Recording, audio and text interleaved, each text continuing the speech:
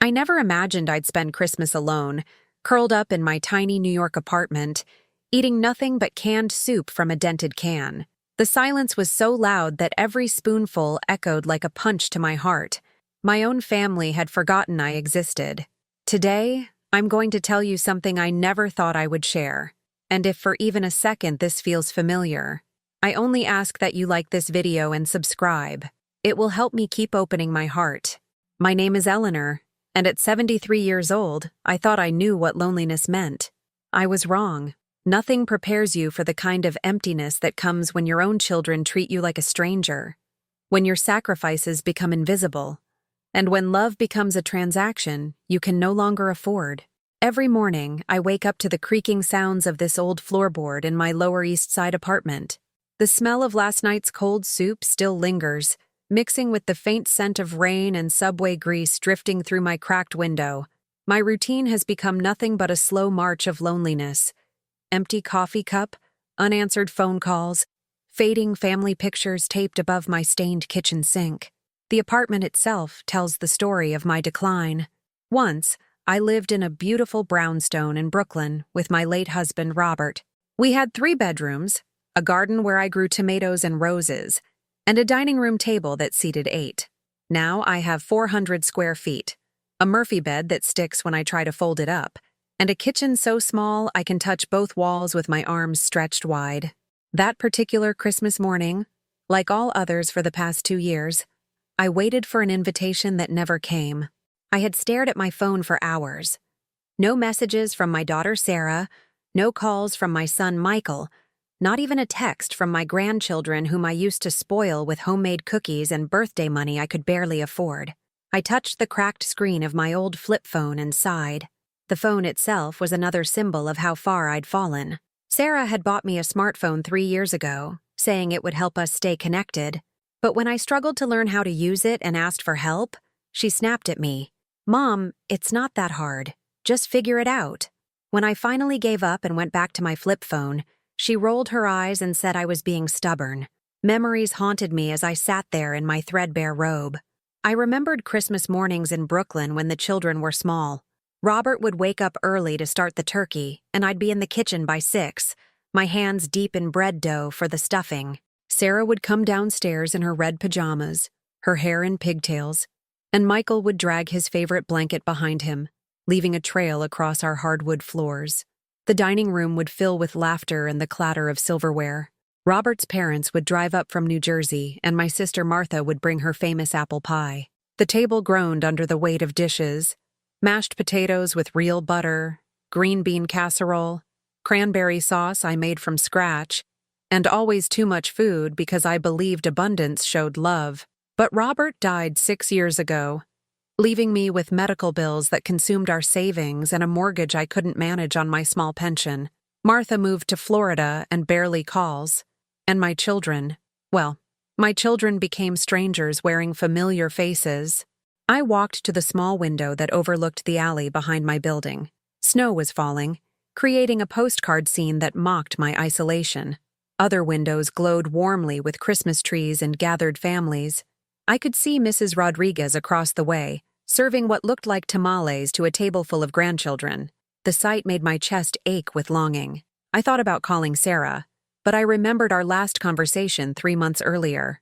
I had mentioned feeling lonely and asked if perhaps I could visit for Thanksgiving. Her response was swift and cold. "Mom, we have plans with Dave's family. Besides, you know how stressful the holidays are with the kids' schedules." The kids, my grandchildren. Emma is 16 now, and the last time I saw her, she barely looked up from her phone when I said hello. Tommy is 13, and he actually groaned when his mother told him to give Grandma a hug. They used to climb into my lap and beg me to read them stories. Now they treat me like an uncomfortable obligation. Is this really how my story ends? I wondered, staring at my reflection in the dark window. A forgotten woman in a forgotten apartment, counting down the days until even her memories fade. But let me tell you how I got here, because it didn't happen overnight. It was a slow erosion, like water wearing away stone. Until one day, I looked around and realized I was living in a canyon of my own making. I've always been the backbone of my family, From the moment I married Robert at 22 and we moved from our small town in Ohio to Chicago, I was the one who held everything together. Robert worked construction, and the hours were unpredictable. Some weeks he'd work 60 hours, other weeks barely 30. I took jobs wherever I could find them, cleaning houses, working in a laundromat, taking in sewing. When Sarah was born, I thought my heart would burst with love. She was perfect, with tiny fingers that wrapped around mine, and eyes that seemed to see straight into my soul. Michael came 2 years later, a whirlwind of energy who never sat still and always had dirt under his fingernails from exploring the neighborhood. I devoted myself to those children. When Sarah wanted ballet lessons, I worked extra hours cleaning Mrs. Henderson's house twice a week instead of once. When Michael showed talent at baseball, I found the money for equipment and league fees by skipping lunch and mending my clothes instead of buying new ones. When Robert got laid off during the recession in the 80s, I took a third job at a diner, working the early morning shift from 5 to 9, then rushing home to get the children ready for school before heading to my afternoon cleaning jobs. My hands were raw from industrial soap and my feet ached constantly, but I never complained. This is what mothers do, I told myself. This is love. We moved to New York when Robert found steady work with a union crew building office towers in Manhattan. I was proud of him, proud of us, proud of the little family we'd built through sheer determination and hard work. We scraped together enough money for a down payment on the Brooklyn brownstone, and I thought we'd made it. The American dream, right there in our hands. I threw myself into making that house a home. I painted every room myself, learned to strip wallpaper from library books, and spent weekends at yard sales finding furniture I could refinish. The rose garden took 3 years to establish, but when those first blooms appeared, I felt like I'd created something magical. The children thrived. Sarah made honor roll consistently and was accepted to Columbia University. Michael earned a scholarship to play baseball at a state school upstate. I was so proud I could barely contain myself. All those years of sacrifice, all those double shifts and skipped meals and worn-out shoes, it was worth it to see them succeed. But somewhere along the way, the dynamic shifted. I became not just the giver, but the expected giver. When Sarah called from college, it was always about money. Mom, I need $300 for textbooks. Mom, my laptop died and I need a new one. Mom, can you help with rent? New York is so expensive. I said yes every time, even when it meant I couldn't fix the leaky roof or replace the ancient water heater that barely produced warm water. Even when it meant eating pasta and canned sauce for weeks while sending grocery money to my adult children. Michael graduated and moved back to the city, full of big plans and entrepreneurial dreams. He was going to start a food truck business. Then it was going to be a tech startup. Then something about cryptocurrency that I never understood. Each venture required startup capital that he promised to repay with interest. Mom, this is going to make us rich, he'd say, his eyes bright with possibility. You'll never have to worry about money again. I'm going to take care of you the way you took care of us. I wanted to believe him. I needed to believe him. So I gave him my retirement savings from the years I worked at an insurance office after the children left home. $23,000, everything I had managed to save for my old age. The food truck lasted 6 months. He blamed the location, the permit process, the competition from established vendors. The tech startup never got off the ground because his partner stole the idea. The cryptocurrency investment disappeared in a market crash that he said no one could have predicted. You don't understand how business works, Mom, he said when I gently asked about repayment. These things take time. You can't expect overnight success. But I wasn't expecting overnight success. I was expecting any success, any sign that my sacrifice had been worth something more than excuses and disappointment. Then Robert got sick. The cancer came fast and aggressive, and suddenly our world focused down to hospital visits and treatment schedules and the horrible arithmetic of medical bills versus insurance coverage. I took a leave of absence from my job to care for him, and we burned through our savings like paper in a fire. Sarah visited twice during his 8-month illness. Both visits lasted less than 2 hours, and she spent most of the time checking her phone and complaining about traffic. Michael came more often, but usually to ask if we needed anything from the store. and somehow these trips always resulted in him mentioning a new financial emergency that required immediate attention. When Robert died, I was holding his hand in a hospital room that cost more per day than I used to make in a month. The funeral expenses, the final medical bills, the lawyer fees for settling his estate, it all combined to crush what remained of our financial foundation. I had to sell the house, the brownstone that had been our castle, our sanctuary, our proof that hard work could build something beautiful. It went to strangers who talked about updating and renovating, as if our life there had been just a rough draft of their future vision. The proceeds from the sale paid off the medical debt and funeral expenses, with enough left over for first, last, and security deposit on this tiny apartment. I told myself it was temporary, just until I got back on my feet. That was 6 years ago. Sarah's reaction to the move was telling. Maybe this is better, Mom. The house was getting too big for you anyway, and this neighborhood has so much character. Character. As if cramped and loud and smelling faintly of garbage was something to celebrate rather than endure. Michael helped me move. I'll give him credit for that. But even on moving day, he mentioned a new opportunity that required a small investment. Just $5,000. A sure thing. The last of my savings from the house sale. I said yes. What else was I going to do with it? Let it sit in the bank earning practically nothing while my son's dreams died for lack of funding? I was already living in reduced circumstances. What difference would it make if I had $5,000 less in my emergency fund? The sure thing wasn't sure. The opportunity evaporated. The investment became another lesson in the expensive education of my son's business failures. And I became another $5,000 closer to the poverty that was beginning to feel like my inevitable destination. But it wasn't just the money, though the money certainly mattered when I was choosing between heating and eating during cold winters. It was the gradual erosion of respect, of acknowledgement, of simple human decency that hurt the most. Birthdays became afterthoughts. My 71st came and went without so much as a phone call from either child. When I mentioned it a week later during one of Sarah's rare check-in calls, she said, "Oh God, Mom, I'm so sorry. Things have been crazy at work. You know how it is. But I didn't know how it was. I didn't know how you forget your mother's birthday when phones have calendar reminders and Facebook sends notifications. I didn't know how you get so busy with your own life that the woman who gave you life becomes background noise." My 72nd birthday fell on a Tuesday. I sat in this apartment and waited for the phone to ring. I had bought myself a small cake from the grocery store bakery, chocolate with vanilla frosting, the kind I used to make for their birthdays when they were children. I put a single candle on it and made a wish before blowing it out alone in my kitchen. The next day, Sarah called. Not about my birthday, but to ask if I could lend her $1,500 for a work conference that would be really important for career advancement. When I hesitated, not because I wouldn't give it to her, but because I was processing the fact that she had forgotten my birthday again, she sighed heavily. "If you can't help, just say so, Mom." I didn't realize asking family for support had become such a big deal. I gave her the money. Of course I did. But something shifted in me that day. A small crack appeared in the foundation of my unconditional giving, and through that crack, a painful question crept in.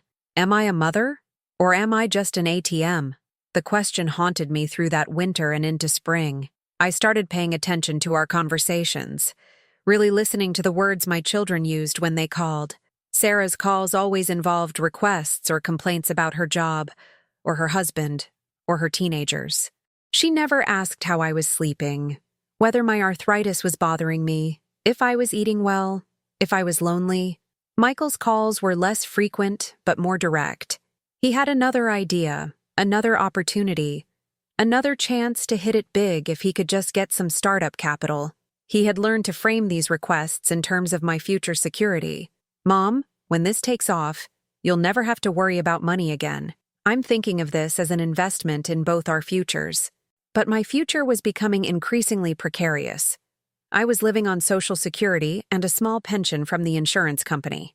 After rent, utilities, groceries, and medical expenses, I had maybe $50 left each month. Some months, less than that.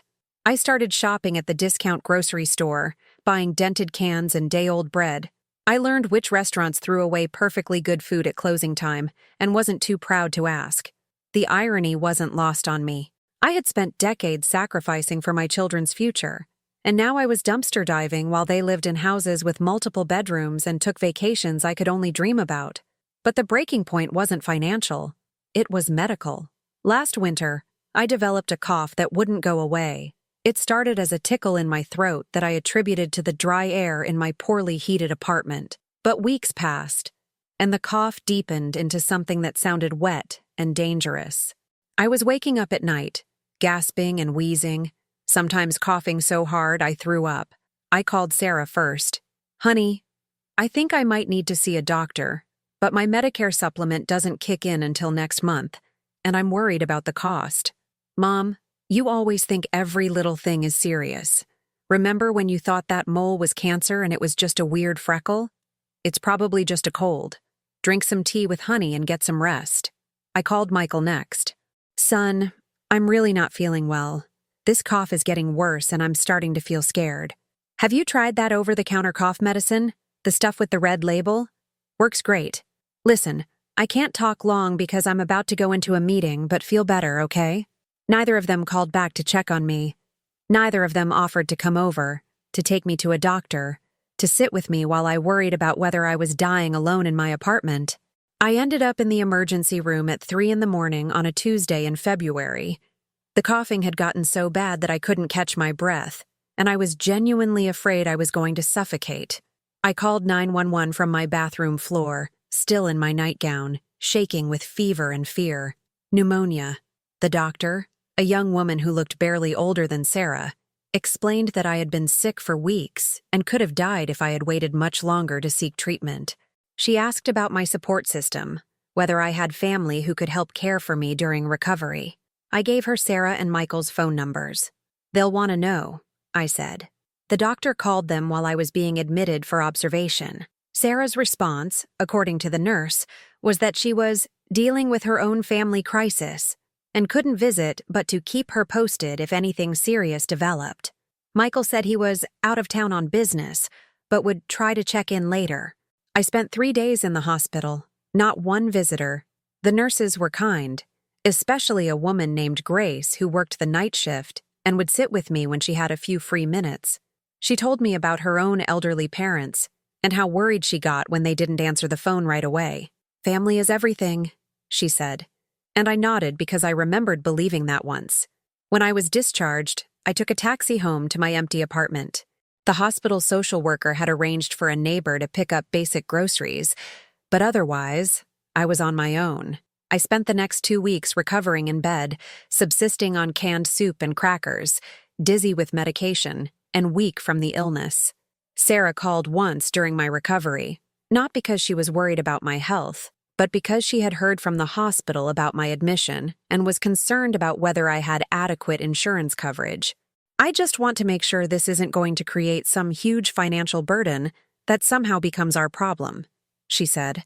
Our problem.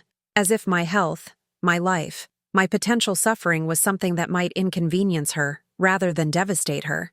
Michael called too, but his concern was different. "Mom, I hope you're not thinking about moving to one of those senior living places or anything. I mean, you're still young enough to live independently, and those places are really expensive." He wasn't worried about my well-being. He was worried that care costs might eat into whatever small inheritance he was expecting when I died. It was during that conversation that the dam finally cracked. I was sitting in my kitchen, still weak from pneumonia, stirring another can of soup while my son explained why nursing homes were basically scams designed to steal elderly people's assets. And something inside me broke. "Michael," I said quietly, "I almost died 3 weeks ago." "But you didn't," he said quickly. "You're fine now. You're tough, Mom. You've always been tough." Tough. Yes, I had been tough. I had been so tough that I absorbed every disappointment, every neglect, every casual cruelty without complaint. I had been so tough that I made their indifference easy for them, comfortable, consequence-free. "I need to go," I said. "Okay, but before you hang up, I wanted to mention this new cryptocurrency platform I've been researching. The early investors are seeing incredible returns, and I think with just a couple thousand to get started, I hung up the phone. For the first time in my adult life, I hung up on one of my children. My hand was shaking as I set the phone down, and I wasn't sure if it was from illness or rage or something else entirely. That night, I couldn't sleep. I kept replaying conversations, examining interactions, looking for signs I might have missed that would explain how I had raised two children who seemed incapable of seeing me as anything more than a resource to be mined. I thought about Robert and how proud he had been of Sarah and Michael. "We did good, Ellie," he used to say. "We raised good kids." But lying there in my narrow bed, listening to sirens wail through the urban night, I wondered if we had done good or if we had simply done too much. Had our constant giving created an expectation of endless taking? Had our refusal to let them struggle created adults who didn't understand that love shouldn't feel like exploitation? Had our protection from consequences made them unable to recognize when they were inflicting consequences on others? The questions tormented me, but they also began to clarify something. I started to understand that my children's treatment of me wasn't a reflection of my worth as a mother or as a person. It was a reflection of their character, and character is something each person has to build for themselves. I began to pay attention to the small cruelties, the casual dismissals, the way they spoke to me versus how they spoke about their friends, their coworkers, even strangers. I started noticing that my feelings were never considered in their decision-making, that my needs were never factored into their plans, that my existence seemed to register only when it related to something they wanted. Spring came to New York with its usual mixture of hope and dirt, and I made a decision. I was going to stop waiting for my children to become the people I had hoped they would be, and I was going to start figuring out who I could be without them. The first step was financial boundaries. When Michael called in April with another investment opportunity, I said no. Not maybe, not let me think about it, not if you can provide more details. Just no. The silence on the other end of the line stretched so long I thought the call had been dropped. "Mom, did you hear what I said? This is a really unique opportunity. The window is closing soon." "I heard you, and I said no." "But why? You always help when I ask. I mean, I'm your son." "Being my son doesn't entitle you to my money, Michael." Another long silence. "I can't believe you're being like this, after everything I've done for you." Everything he had done for me. I almost laughed, except it wasn't funny. In his mind, the occasional phone call and the help moving from my house to this apartment constituted some kind of massive debt I owed him.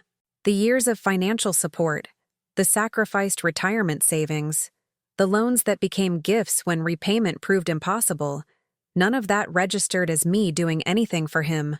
"What exactly have you done for me, Michael?" He couldn't answer.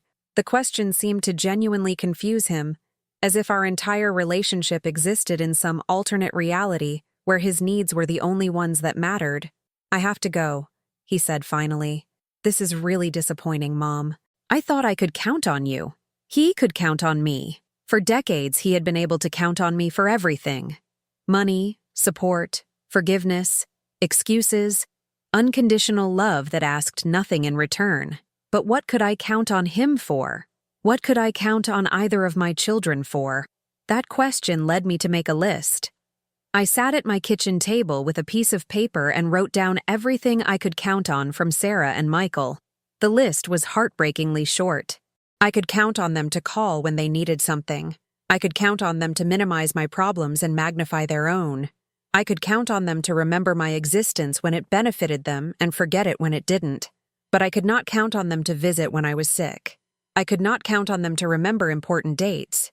I could not count on them to ask about my well-being, my happiness, my fears, my dreams. I could not count on them to see me as a full human being rather than a supporting character in their own life stories. The starkness of that realization was devastating, but it was also liberating. For the first time, I was seeing the relationship clearly, without the soft focus of maternal love and biological loyalty.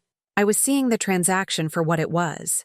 Sarah's response to my new boundaries was different, but no less revealing. When she called in May asking for money for Emma's summer camp, I explained that I couldn't help financially anymore. "What do you mean you can't help? You don't have to help, you mean? You're choosing not to help your own granddaughter." "Sarah, I'm living on Social Security and a small pension. After my expenses, there's nothing left to give. There's always something left if you really want to find it. You're just being selfish. Selfish. A word that had never been applied to me in 73 years of life. And now my daughter was using it because I couldn't fund her teenager's summer activities. Have you considered getting a part-time job? I asked. Or asking Dave to work overtime? Or maybe Emma could get a job to help pay for camp. I can't believe you're suggesting my daughter should get a job instead of you helping family. What has happened to you, Mom? You never used to be like this. She was right. I never used to be like this. I used to say yes to everything, give until it hurt, and absorb their disappointment when my sacrifices weren't enough. I used to make their problems my problems and accept that my problems were mine alone to solve. But I was learning that like this, whatever this was, felt better than the alternative. It felt like self-respect. It felt like dignity. It felt like finally understanding that love is not supposed to be a one-way transaction that leaves one person empty and the other perpetually entitled. The summer passed quietly. Fewer phone calls from both children, which should have made me sad, but instead brought a kind of peace I hadn't felt in years. I started doing things I had forgotten I enjoyed. I read books from the library. I took walks through different neighborhoods, exploring parts of New York I had never seen. I discovered a senior center that offered free lunch 3 days a week, and I met other elderly people who were navigating their own relationships with adult children. The conversations there were eye-opening. I wasn't alone in my experience. Rose, a retired teacher, told me about her son who had moved across the country and called twice a year, Christmas and her birthday, speaking to her like she was a distant acquaintance rather than the woman who had raised him. Frank talked about his daughter who visited only when she needed free babysitting, dropping off her children with barely a hello and picking them up with barely a goodbye. We formed our own little support group, meeting for coffee on Tuesday mornings at a diner near the senior center. We called ourselves the Been There Club, and we practiced saying no to unreasonable requests and yes to our own needs. It was like learning a new language. But I should have known that my newfound peace wouldn't last. Children who are used to getting what they want from their parents don't easily accept changed circumstances. The first real test came in October. Michael showed up at my apartment unannounced on a Tuesday evening. I hadn't seen him in person since the previous Christmas, and I was struck by how much older he looked. At 39, he had gray threading through his dark hair and lines around his eyes that spoke of stress and disappointment. "Mom, we need to talk." He pushed past me into my small living room and sat heavily on my second-hand couch. "I'm in trouble." The old me would have immediately asked what kind of trouble and how much it would cost to fix. The new me sat down across from him and waited. I made some bad investments. Some really bad investments. I owe people money, and these aren't the kind of people you want to owe money to. "Are you in physical danger?" I asked. "Not yet, but I could be. I need $15,000, Mom." "I know it sounds like a lot, but I don't have $15,000, Michael. You could get it. You could take out a loan against your Social Security, or maybe there's something left from Dad's insurance policy, or—" "I don't have $15,000, I repeated. "And even if I did, I wouldn't give it to you." He stared at me like I had slapped him. "Mom, these people could hurt me. This isn't about another business venture. This is about my safety." I felt the old familiar clutch of fear in my chest. My son in danger. My child needing protection. Every maternal instinct screamed at me to find the money, to sell whatever I could sell, to borrow against my meager future to secure his present. But I had learned to question those instincts. "How did you get into debt to dangerous people, Michael?" "That doesn't matter now. What matters is, it matters to me. If you want me to understand the situation, I need to know how you created it." He squirmed on the couch like the little boy who had been caught breaking windows with his baseball. "I was trying to make money quickly. There was this guy who said he could double my investment in 6 months. It seemed legitimate. Was it gambling? Not exactly gambling. More like high-risk investing. Gambling," I said. "Mom, you're missing the point. I need help now. I can't change what I did, but you can help me fix it. How many times have I helped you fix things, Michael? How many business failures? How many bad decisions? How many sure things that weren't sure? This is different." "How is it different?" Because this time I could actually get hurt. And what about next time? If I bail you out of this, what's to stop you from making another bad decision because you know I'll be there to fix it? There won't be a next time. You've said that before. Mom, please, I'm begging you. I'm your son. There it was again. The entitled assumption that biology creates obligation, that giving birth creates a lifetime of debt that only flows one direction. You are my son, I agreed. And I love you. But I can't keep rescuing you from the consequences of your choices. It's not helping you grow into the man you need to be, and it's destroying my financial security. So you're going to let me get beaten up? Maybe killed? I'm going to suggest that you find other solutions. Talk to a lawyer about your options. Consider bankruptcy if necessary. Look into witness protection if you're genuinely afraid for your life. But I'm not going to give you money I don't have for a problem you created. Michael stood up so quickly the couch shook. I can't believe this. My own mother is abandoning me when I need her most. I'm not abandoning you. I'm refusing to enable you. There's a difference. Sarah was right about you. You've become cold and selfish. Dad would be ashamed of what you've turned into. The mention of Robert was meant to hurt, and it did. But it also clarified something important. Robert had loved our children, but he had also worried about them. In his final weeks, when the morphine made him loose and honest, he had expressed concerns about their lack of independence, their expectation that we would always solve their problems. Your father worried about this exact thing, I said quietly. He worried that we had made life too easy for you, that we hadn't taught you how to handle adversity on your own. Michael's face flushed with anger. Don't you dare speak for him. He never would have treated me like this. Your father never had to watch you gamble away thousands of dollars and then demand that his elderly widow bail you out. Your father never had to choose between his medication and your bad decisions. You're not choosing between medication and helping me. You're choosing between your comfort and my safety. My comfort? The words came out sharper than I intended. Michael, do you know how I live? Do you know what my monthly budget looks like? Do you know that I sometimes eat the same can of soup for 3 days because I can't afford groceries until my Social Security check arrives? He looked around my small apartment as if seeing it for the first time. The second-hand furniture, the bare walls, the tiny kitchen with its ancient appliances. I didn't know it was that bad. You didn't know because you've never asked. In 10 years of phone calls, you've never once asked about my financial situation, except to wonder whether I had money to give you. I just assumed. You've always been so good with money, and Dad left you the life insurance. The life insurance paid for his medical bills and funeral. The house sale paid off our debts. This is what's left, Michael. This apartment and a Social Security check that barely covers rent and utilities. For a moment, he looked genuinely shocked. But then his face hardened again. So what am I supposed to do? Just accept that I might get hurt because my mother won't help me? You're supposed to figure out how to help yourself. Like an adult. Like the man I thought I raised you to be. He headed for the door, then turned back. When something happens to me, remember this conversation. Remember that you could have prevented it, but chose not to. After he left, I sat in my chair by the window and shook. The confrontation had taken everything out of me, and I felt hollow and sad and uncertain. Had I done the right thing? Was I being cruel to a child in genuine danger? Or was I finally setting appropriate boundaries with an adult who had never learned to solve his own problems? I called Grace, the nurse from the hospital who had become a friend. She listened to the whole story without interrupting, and when I finished, she was quiet for a long moment. Eleanor, do you think giving him the money would actually solve his problem? I considered the question. No, probably not. Even if I had $15,000, he'd likely just make another bad decision and need $15,000 more. Do you think he's learned anything from his previous mistakes? No. He always blames external factors. Bad partners, bad timing, bad luck. Never bad judgment.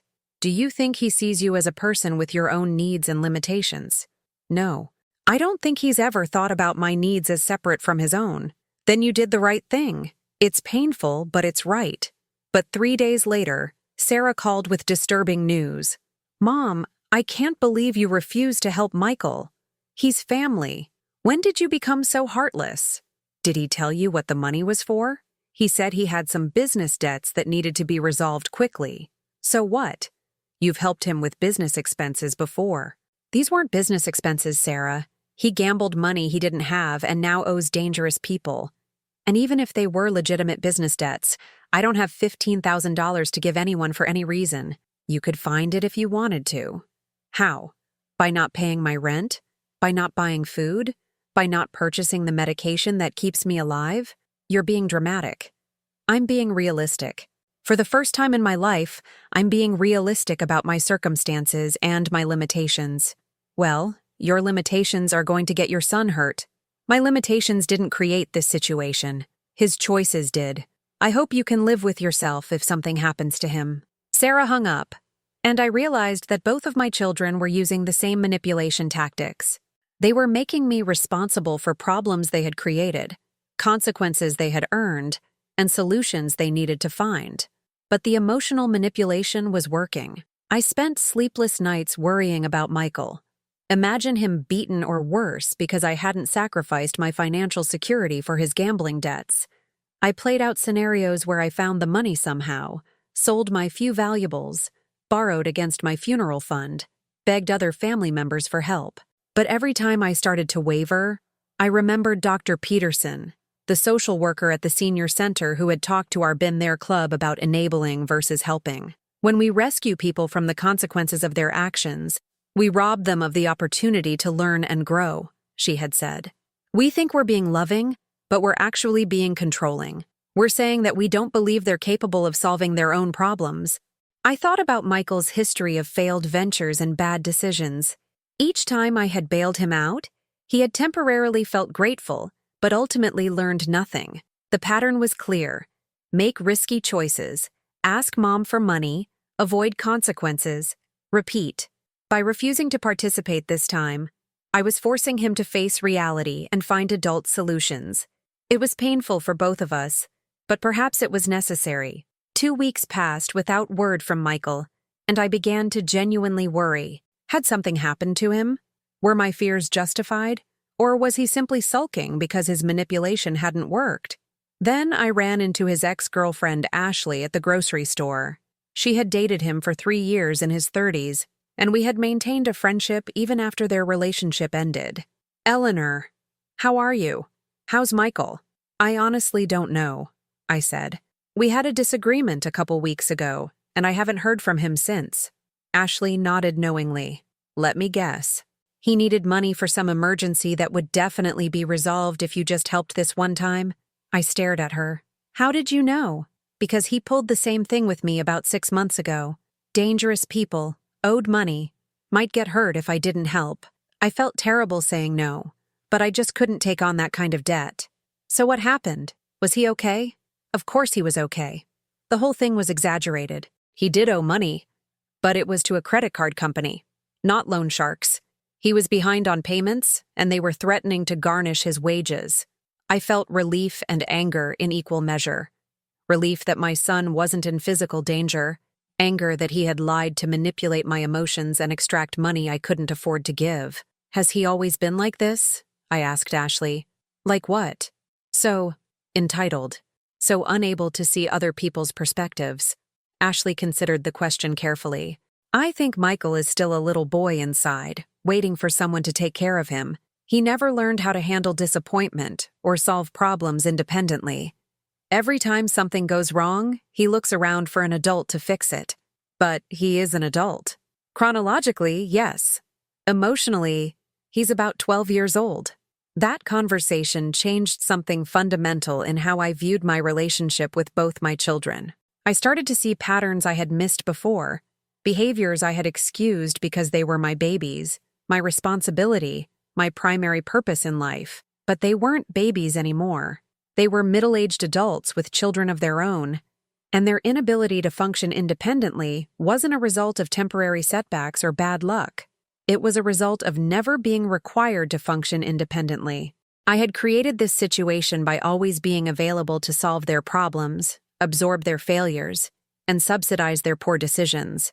My love had been so unconditional that it had eliminated their need to develop condition, so protective that it had prevented them from developing protection for themselves. November brought the biggest test yet. Sarah called with news that should have filled me with joy, but instead filled me with dread. Mom, I have wonderful news. Dave got a promotion at work, and we're going to be able to afford that bigger house we've been looking at. We found the perfect place in Westchester County. That's wonderful, honey. Congratulations. There's just one little complication. We need to move by the end of the month to get the best rate on the mortgage, but we don't have quite enough for the down payment. We're about $8,000 short. Here it was. The request I had been expecting, delivered with the assumption that my answer would be yes, because it always had been yes. I don't have $8,000, Sarah. Mom, this is important. This is about your grandchildren's future, about Emma and Tommy having their own rooms and a yard to play in, about us building equity instead of throwing money away on rent. I understand that it's important to you, but I don't have $8,000. You have savings. I have a small emergency fund that I'm not going to spend on your down payment. An emergency fund for what? What kind of emergency could you have that would be more important than your family's stability? A medical emergency. A housing emergency if this building is sold or condemned. A utility emergency if inflation continues to outpace my Social Security increases. Any number of emergencies that elderly people on fixed incomes face. You're not that old, Mom. You're 73, not 93. You act like you're 1 foot in the grave. Not that old. As if 73 was young. As if my concerns about financial security were premature. As if I was being overly cautious about a future that was decades away instead of already here. Sarah, I've already sacrificed my financial security multiple times to help you and Michael. I gave him my retirement savings. I've lent you money for various emergencies that was never repaid. I've been generous to the point of recklessness, and now I'm living with the consequences. Those weren't sacrifices, Mom. That's what family does for each other. What has family done for me? The question hung in the air between us. Sarah was quiet for a long moment, and I could almost hear her trying to formulate an answer that would sound reasonable. We love you, she said finally. Love should be more than a feeling, Sarah. Love should be demonstrated through actions, through consideration, through reciprocity. What actions have you taken that demonstrate love for me? I call you when you need something. That's not true. When was the last time you called just to see how I was doing? When was the last time you asked about my health, my happiness, my concerns that didn't relate to something you wanted from me? Another long pause. We talk about lots of things when I call. We talk about things that matter to you. Your job, your marriage, your children, your house, your problems. When do we talk about things that matter to me? What things matter to you? The question revealed everything. My own daughter didn't know what mattered to me. Didn't know my interests or dreams or fears or hopes. I was a supporting character in her life. Important only insofar as I could provide services and solutions. I'm interested in books, Sarah. I read voraciously, and I'd love to discuss what I'm reading with someone. I'm interested in current events, and I have opinions about politics and social issues that might surprise you. I have memories of my childhood and my parents and my early marriage that might interest you someday. I have fears about aging and loneliness and death that I've never shared with anyone, because no one has ever asked. Well, I'd be happy to talk about those things. No, you wouldn't. You'd be politely tolerant until you could steer the conversation back to something that involved you. I've watched you do it for years without recognizing what was happening. Mom, you're being unfair. I think you're going through something, maybe depression or… I don't know. This isn't like you. You're right. This isn't like me. The old me would have said yes to your request and figured out how to come up with $8,000, even if it meant eating rice and beans for 6 months. The old me would have prioritized your house over my security, your dreams over my stability. And what's wrong with that? Isn't that what mothers do? Loving mothers do that when their children are children. But when their children are adults, loving mothers should expect adult behavior in return. Consideration, respect, reciprocity, acknowledgement that mothers are human beings with needs and limitations. So you're not going to help us. I'm not able to help you financially. And even if I were able, I don't think I would choose to help you until you start treating me like a person instead of a resource. I can't believe you're saying these things. Michael was right. You have turned cold and selfish. Have I? Or have I simply stopped being a pushover? Sarah hung up, and I knew that the conversation marked a point of no return. I had drawn a line, and she would either learn to respect it or choose to stay on the other side. That night, I lay in bed thinking about the word selfish. Both of my children had used it to describe my new behavior, but I wondered if they understood what the word actually meant. Was it selfish to refuse to impoverish myself for their convenience? Was it selfish to expect reciprocity in relationships? Was it selfish to believe that my needs mattered as much as theirs? Or was calling me selfish just another manipulation, designed to shame me back into compliance with their expectations? I thought about Robert and what he would think of this situation. In his final days, when pain medication made him honest in ways that sobriety never had, he had expressed regret about how we had raised the children. "We gave them too much, Ellie," he had whispered one night when morphine made him philosophical. "We thought we were being good parents, but maybe we were just being easy parents. Maybe we should have let them struggle more." At the time, I had dismissed his words as pain-talking, but now I wondered if his medicated honesty had been clearer than our parental devotion. December arrived with the kind of cold that seeps into your bones and stays there.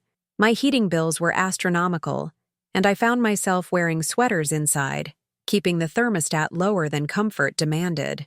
I had made it through worse winters, I reminded myself. I could make it through this one. Christmas was approaching, and I braced myself for another year of disappointment. But this time, I was prepared. This time, I wasn't going to wait for invitations that wouldn't come or pin my happiness on other people's recognition of my existence. Mrs. Rivera, my neighbor from down the hall, had become a dear friend over the months since my family confrontations. She was a 78-year-old widow whose own children lived far away, but called regularly and visited at least twice a year. Watching her relationships with her adult children showed me what functional family dynamics looked like. "They worry about me," she told me one afternoon over coffee in her apartment. "Sometimes too much. My daughter wanted me to move closer to her in Phoenix, and my son keeps suggesting I consider assisted living. But they worry because they love me, not because they want something from me." "How do you know the difference?" I asked.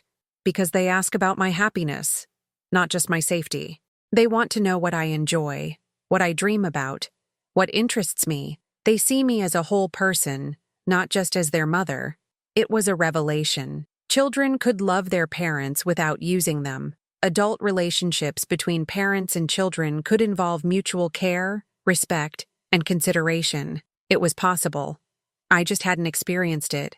I decided to spend Christmas with Mrs. Rivera and 2 other neighbors who would otherwise be alone. We planned a small dinner with contributions from everyone.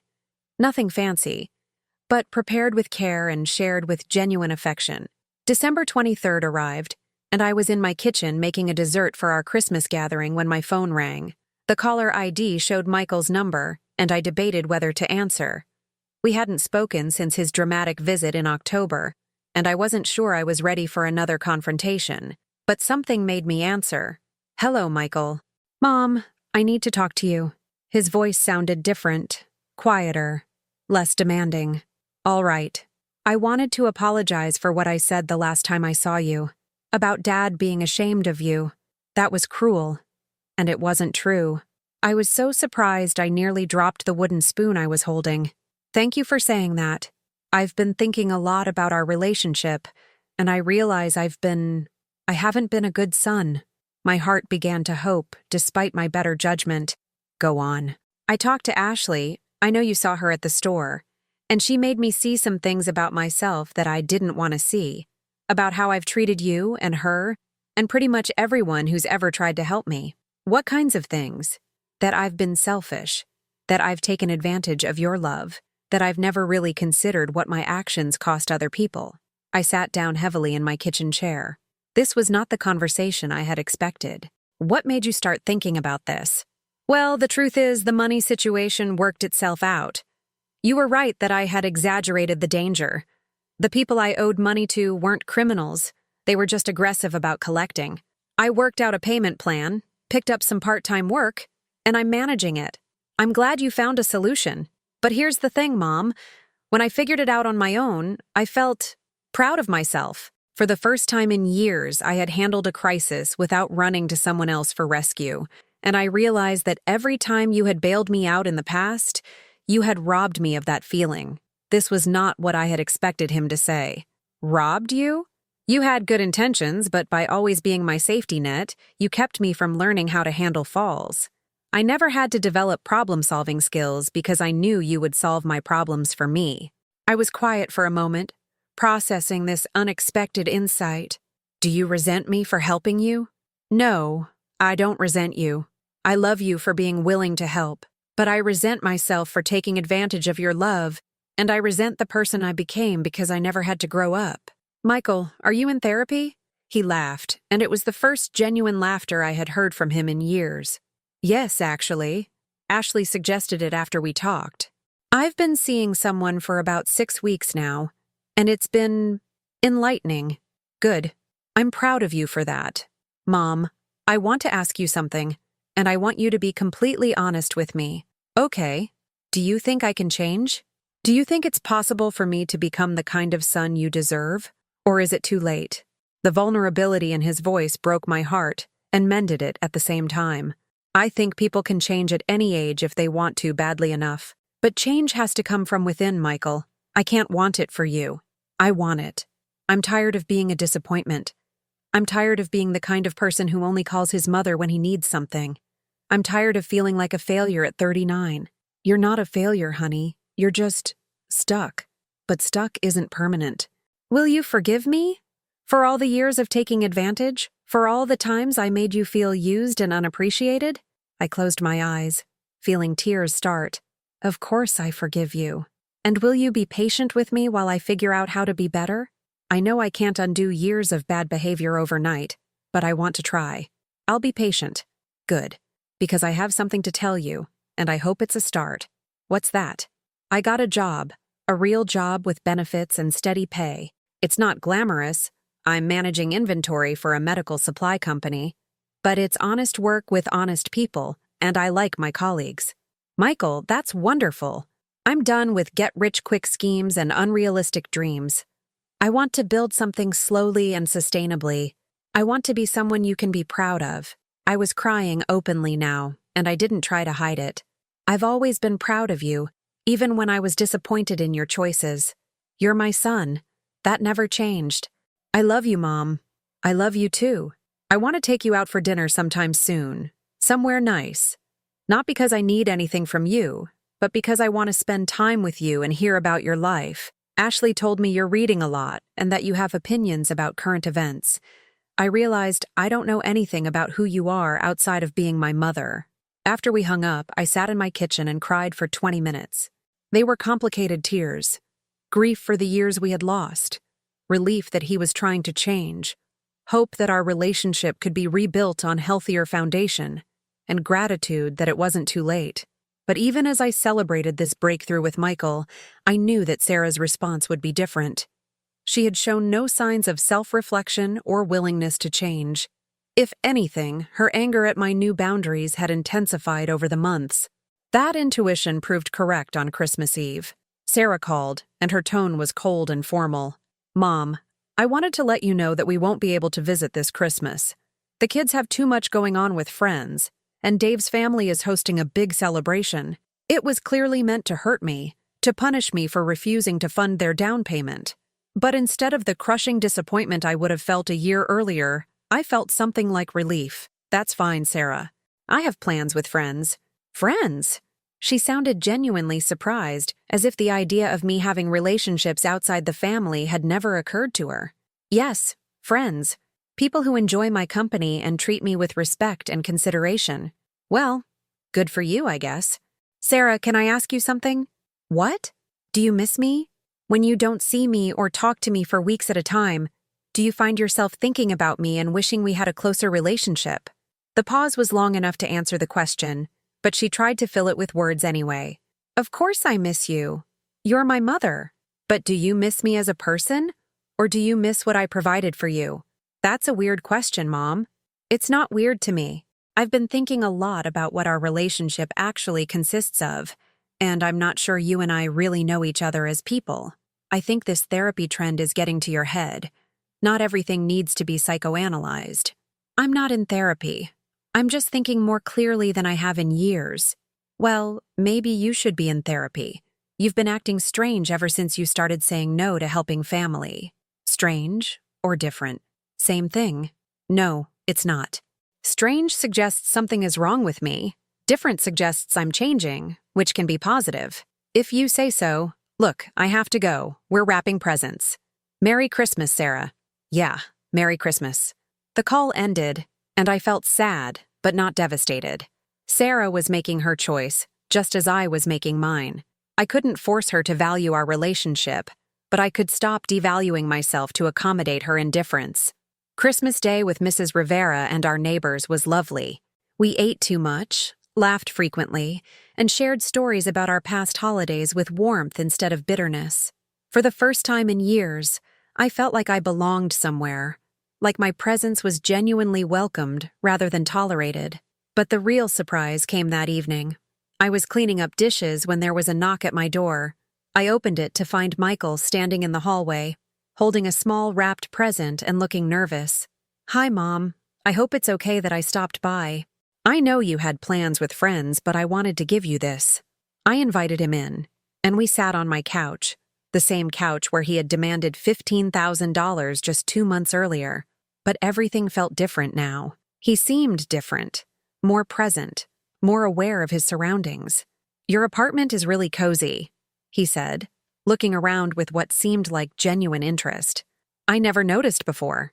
You were usually focused on other things when you visited. Yeah, I was.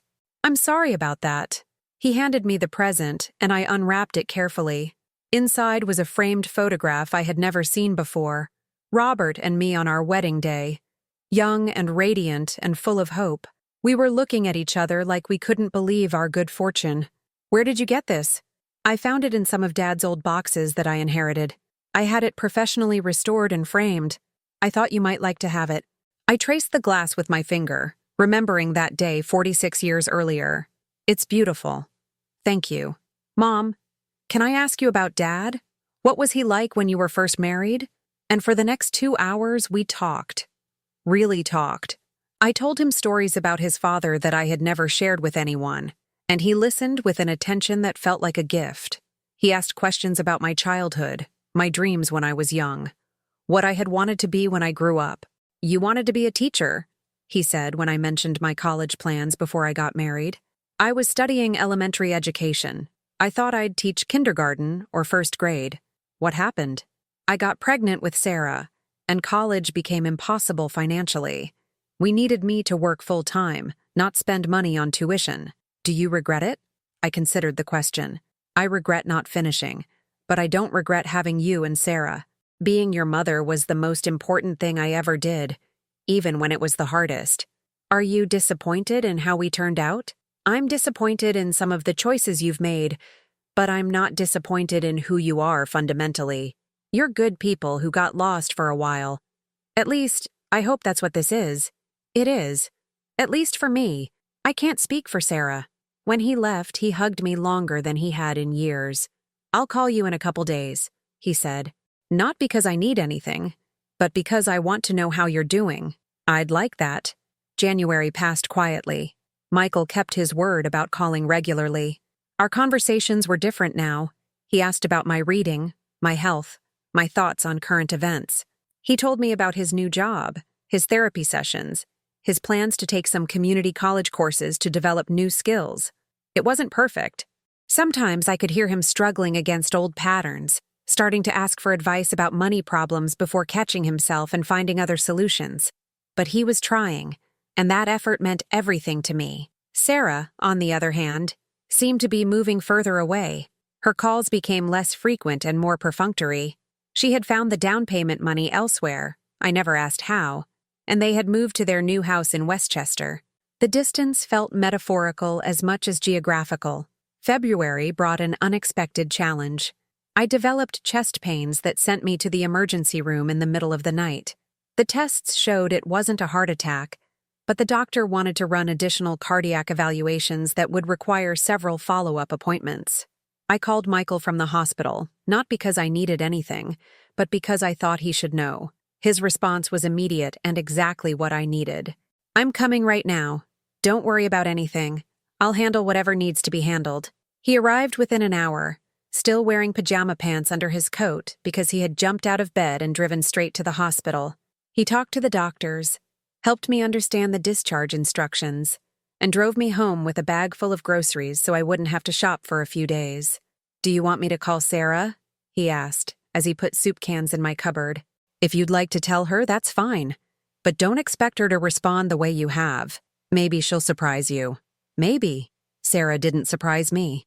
Michael told me later that he had called her, and her response was, "Well, let me know if it turns out to be something serious." Something serious. As if chest pains and cardiac evaluations in a 73-year-old woman were routine inconveniences rather than frightening health scares. But Michael's response showed me what family support was supposed to look like. Over the following weeks, as I went through various tests and consultations, he was consistently present. He drove me to appointments when I was nervous about taking the subway. He researched my condition online and came to doctor visits with thoughtful questions. He called the evening after each appointment to check how I was feeling. Most importantly, he didn't make my health crisis about him. He didn't complain about the inconvenience or worry about how my medical expenses might affect any potential inheritance. He simply showed up and cared for me the way I had cared for him when he was a child. The cardiac test ultimately showed that my heart was structurally sound, but showing signs of stress-related irregularities. The doctor recommended lifestyle changes, stress reduction, and regular monitoring, but nothing immediately life-threatening. "Stress," Michael said as we left the cardiologist's office. "What's been stressing you out, Mom?" The question was so innocent, so genuinely curious, that I almost laughed. What had been stressing me out? Years of financial exploitation, emotional manipulation, and family dysfunction.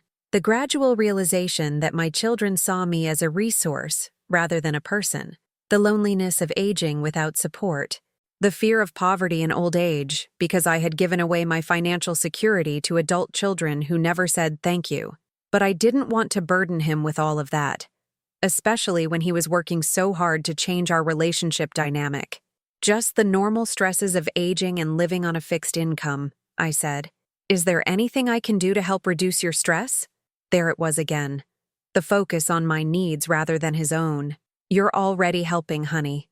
Just by being present, by caring about my well-being. It means more than you know." Spring arrived early that year, and with it came a phone call that would change everything. It was a Thursday morning in late March when the phone rang while I was reading the newspaper over my morning coffee. "Mrs. Eleanor Patterson?" The voice was official but kind. "Yes. This is Jennifer Walsh from the New York State Lottery Commission. I'm calling to inform you that you are the winner of the March 20th Powerball jackpot." I nearly dropped the phone. "I'm sorry. What?" "You purchased a lottery ticket at Moretti's Grocery on March 18th, and the numbers on that ticket match the winning combination drawn on March 20th. You've won the jackpot, which amounts to $127 million. The world seemed to tilt sideways. I had bought a lottery ticket, something I did maybe once every few months when I had an extra dollar and felt like indulging in a harmless fantasy. I never seriously expected to win anything more than a free ticket. "Are you sure? Could there be some mistake?" "There's no mistake, Mrs. Patterson. We've verified the ticket multiple times. You're our winner. Congratulations." The next few minutes passed in a haze. Jennifer explained the process for claiming the prize, the tax implications, the choices between a lump sum and annual payments. She gave me the number for a financial advisor who specialized in lottery winners and suggested that I not make any major decisions until I had time to process the news and get proper advice. After I hung up, I sat in my kitchen chair and stared at the lottery ticket I had kept in a small dish on my counter. Those numbers I had chosen based on family birthdays, had just made me one of the wealthiest people in New York. My first instinct was to call my children and share the incredible news, but something made me pause. I thought about how they had treated me when I had nothing to give, how they had responded when I had finally set boundaries, how they had reacted to my health scare. How would they respond to this news? Would they suddenly want to rebuild our relationships, or would they simply see me as a much larger ATM? I decided to wait. I called the financial advisor, scheduled an appointment for the following week, and began the process of claiming the prize. But I didn't tell anyone. Not Mrs. Rivera, not Michael, not Sarah. I needed time to think, to plan, to decide how this windfall would change my life, and whether it would change my relationships. The Lottery Commission suggested that I get an unlisted phone number before the news became public. They warned me about the attention that large jackpot winners receive, not just from media, but from long-lost relatives, financial advisors, investment scammers, and charity organizations. I took their advice and changed my phone number, giving the new number only to Michael and Mrs. Rivera. I told them I was having problems with spam calls, which was technically true even if it wasn't the whole truth. The first news reports appeared online 3 days later. Brooklyn widow wins record jackpot. The articles mentioned my age and neighborhood, but not my specific address or new phone number. Still, as the financial advisor had predicted, my old phone number started receiving dozens of calls daily from reporters, financial advisors, and people claiming to be distant relatives who had always meant to reconnect. My landlord called to congratulate me and probably to feel out whether I'd be moving to fancier accommodations soon. Several neighbors knocked on my door with flowers and congratulations and thinly veiled hopes that I'd remember their kindness when I was distributing my largesse. But most importantly, my adult children began calling. Since they didn't have my new number, they couldn't reach me directly. They left increasingly frantic voicemails on the old phone before finally thinking to contact Michael. Michael called me that evening, and his voice was filled with amazement and concern. "Mom, is it true? Sarah called me and said she saw news reports that you won the lottery." I had been dreading this conversation, but also looking forward to it. Michael's reaction would tell me everything I needed to know about the progress he had made in therapy and personal growth. "Yes, it's true. Mom, that's incredible. How do you feel? Are you okay? This must be overwhelming." "It is overwhelming. I'm still processing it. Do you need help with anything? I imagine there are a lot of decisions to make, paperwork to handle. I'm working with a financial advisor and a lawyer. They're helping me navigate everything." "Good. That's smart. Mom, I want you to know that this doesn't change anything between us. I'm happy you won, but I'm not calling because I want anything from you. I just want to make sure you're okay, and that you're not getting taken advantage of by people who might see you as an easy target." I closed my eyes and felt a wave of relief. This was the response I had hoped for. Concern for my well-being rather than excitement about what the money might mean for him. "Thank you for saying that, Michael. It means a lot. I'm sure Sarah is calling you too?" "She's trying to. I haven't talked to her yet." "Are you avoiding her calls?" I thought about how to answer that question honestly. I'm being selective about who I talk to right now. This is a big change, and I want to be careful about how I handle it. That makes sense. Just be careful, okay? Money changes people, but it also reveals people. Some relationships might change in ways that are hard to predict. His wisdom surprised me. A few months earlier, he wouldn't have been capable of this kind of insight or restraint. The therapy was clearly working. Sarah's response, when I finally called her back 2 days later, was exactly what I had expected. "Mom, oh my God, I can't believe it. $127 million. We're rich. We're rich. Not you're rich or you won. We're rich." As if my lottery win was a family windfall that belonged to all of us equally. "It's a lot of money," I agreed. "Have you thought about what you're going to do with it? I mean, obviously you'll want to share it with family. Emma and Tommy's college funds could be completely set up now, and Dave and I could pay off our mortgage and maybe buy that vacation house in the Hamptons we've been dreaming about." She had it all planned out. Not only was she assuming I would share the money, she had already decided how much she deserved and what she would do with it. "Sarah, I haven't made any decisions about anything yet. I'm still learning about the tax implications and speaking with financial advisors." "Well, of course you'll want professional advice for the technical stuff. But family comes first, right? I mean, you've always said that family is the most important thing. Family comes first." She was using my own values to pressure me into giving her money, just as she had always done. But now the amounts she was discussing weren't hundreds or thousands of dollars. She was talking about millions. "Sarah, can I ask you something?" "Sure." Why didn't you call me for the 3 weeks before the lottery story broke? What do you mean? I mean that we haven't spoken in almost a month. You didn't call to check on me, to see how I was doing, to share what's happening in your life. But within hours of news reports about the lottery win, you managed to track down my new phone number and call me. Why is that? Well, I was busy with the new house and everything. And then when I heard about the lottery, I was excited for you. You were excited for me? Or excited about what it might mean for you? That's not fair, Mom, isn't it? Your first response to my win wasn't to ask how I'm handling the stress or whether I need support navigating this new situation. Your first response was to start planning how to spend my money. I was just thinking about the family, about the opportunities this creates for all of us. The opportunities this creates for all of us. Sarah, this money was won by me, with a ticket I purchased with my money. It creates opportunities for me. Whether I choose to share those opportunities with family members depends on a lot of factors. What factors? Whether those family members have treated me with respect and consideration. Whether they've shown that they value me as a person, not just as a source of financial support.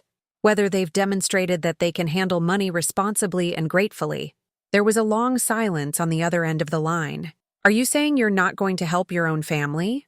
I'm saying that I'm going to be very thoughtful about how I use this money, and that family members who want my financial support might want to consider whether they've been the kind of family members who deserve that support. I can't believe you're being like this. You win the lottery and suddenly you think you're better than everyone else?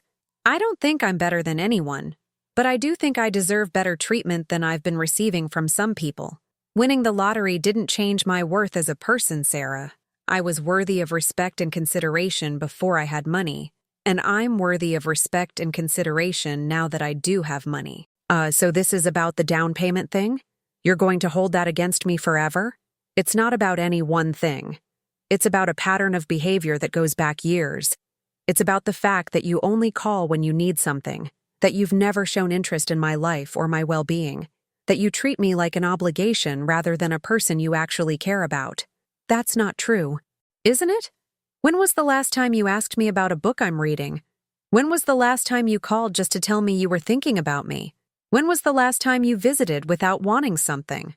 Sarah couldn't answer those questions, and we both knew it. Look, she said finally, maybe I haven't been the perfect daughter, but that doesn't mean you should punish your grandchildren by not helping with their future. And there it was, the emotional manipulation I had learned to expect. She couldn't defend her own behavior, so she was making it about the grandchildren, trying to make me feel guilty for not funding their futures. Sarah, Emma, and Tommy have parents who are responsible for their futures. If you want them to have college funds or other advantages, you and Dave can provide those things. I'm not responsible for your children's financial security any more than I was responsible for yours once you became an adult. I think this money has already changed you, Mom, and not in a good way. You're right that it's changed me, but not because having money has made me different. Having money has given me the freedom to be myself without fear. For years, I was afraid to set boundaries with you and Michael because I thought if I stopped being useful, you'd stop loving me. Now I have the financial security to risk your disapproval. So, you never really loved us? It was all just fear? Of course I love you. I love you more than you'll ever understand. But love and fear got all tangled up, and I let my fear of losing you turn me into someone who accepted unacceptable treatment. The money hasn't changed my love for you. It's changed my willingness to accept being treated badly.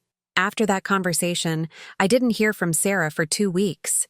But I did start receiving calls from Dave, my son-in-law, who had never called me before in the 15 years he'd been married to my daughter.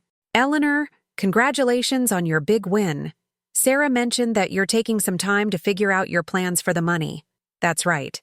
I hope you know that we've never expected anything from you. But if you're looking for ways to help family, I wanted to mention that we've been exploring some investment opportunities that might be interesting to someone in your position. Investment opportunities. Dave was a marketing manager for a pharmaceutical company. What did he know about investment opportunities that would be suitable for a lottery winner? And why was he calling me directly instead of talking through Sarah? What kind of investment opportunities? Well, there are some real estate developments in emerging markets that are showing incredible returns. And Dave Jr., my brother, has a tech startup that's looking for angel investors. The growth potential is enormous. I had to bite my tongue to keep from laughing. Dave had never shown the slightest interest in my well-being or opinions, but now that I had money, he was suddenly full of investment advice and family business opportunities. I appreciate your suggestions, Dave, but I'm working with professional financial advisors. Of course, of course. I just thought as family, we should make sure you're getting the best possible advice. Some of these financial advisors may not understand the unique opportunities available to high net worth individuals. High net worth individuals. Dave was using terminology he had probably learned from late-night investment commercials. I'm confident in the advisors I'm working with. Well, if you change your mind or want to explore anything I mentioned, just let me know. We're family, and family should help family succeed. After he hung up, I sat and marveled at the shamelessness of it. Dave, who had barely acknowledged my existence for years, was now positioning himself as my investment advisor and trying to steer my money toward opportunities that would benefit his extended family. But the most revealing calls came from people I hadn't heard from in years. My nephew Tony, who lived in California and hadn't called since Robert's funeral, suddenly reached out to reconnect and share some exciting business opportunities. My former neighbor from the Brooklyn house called to congratulate me and mentioned that she was starting a small business that could use some startup capital from successful friends. Even more surprising were the calls from Sarah's friends. Women I had met maybe twice in my life, who somehow got my new phone number and called to introduce themselves and their various charitable causes or investment needs. It was like watching vultures circle. People who had never cared about my existence were suddenly deeply interested in my welfare and full of suggestions about how I could use my windfall to help them achieve their dreams. The contrast with Michael's behavior became more apparent every day. He called regularly, but never mentioned the money unless I brought it up first. He continued to ask about my health, my reading, my thoughts on current events. When I mentioned that all the attention was stressing me out, he offered to come over and help me screen calls or run errands if I wanted to avoid going out. "Are you thinking about moving?" he asked one day. "I imagine this neighborhood feels different now that everyone knows about the lottery." "I haven't decided. Part of me wants to move somewhere where I can be anonymous again. But part of me doesn't want to be driven away from the place I've called home." "What does your financial advisor say?" "She thinks I should consider relocating, at least temporarily, while the media attention dies down. Maybe rent a place in a different part of the city for a few months." "That sounds smart. Do you want company when you look at places? I could take some time off work if you'd find it helpful to have someone with you." "You would do that?" "Of course. Mom, I know I haven't always been there for you when you needed me, but I want to be there for you now, especially during this transition. This is probably scary and overwhelming, and you shouldn't have to handle it alone." I started crying right there on the phone. After years of feeling like my children saw me only as a resource, Michael was offering to be my resource. He was thinking about my emotional needs, my practical concerns, my comfort and security. "That would be really helpful, honey. Thank you." "Should I call Sarah and see if she wants to help with apartment hunting too?" I appreciated that he asked, but we both knew what Sarah's response would be. She wasn't interested in helping me manage the stress of sudden wealth. She was interested in accessing the benefits of sudden wealth. "Let's keep it simple for now, just you and me." We spent the following weekend looking at furnished apartments in Manhattan. I had decided to rent rather than buy while I figured out my long-term plans. We found a beautiful one-bedroom apartment on the Upper West Side with a doorman, security, and views of Central Park. It was the kind of place I had dreamed about when I was young, but never imagined I could afford. "It's perfect," Michael said, as we stood on the balcony looking out over the park. "You deserve this, Mom. It feels almost too luxurious. After years of living in that cramped apartment, eating canned soup and worrying about heating bills, you deserve luxury. You deserve comfort. You deserve to enjoy your money." Moving day was an adventure. Michael took the entire day off work and hired professional movers to handle my belongings. It didn't take long. I had accumulated very little during my years of financial constraint.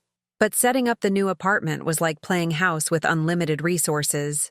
We went shopping for basic necessities, and for the first time in decades, I didn't have to check prices before putting something in the cart.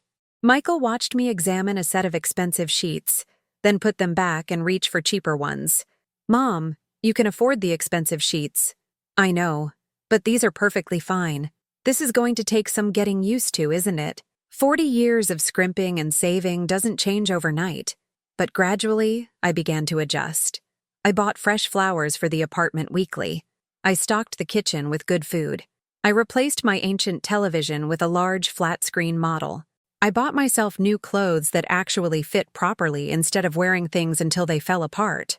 Most importantly, I started saying yes to experiences I had always denied myself. I bought season tickets to the ballet. I joined a book club at the local library.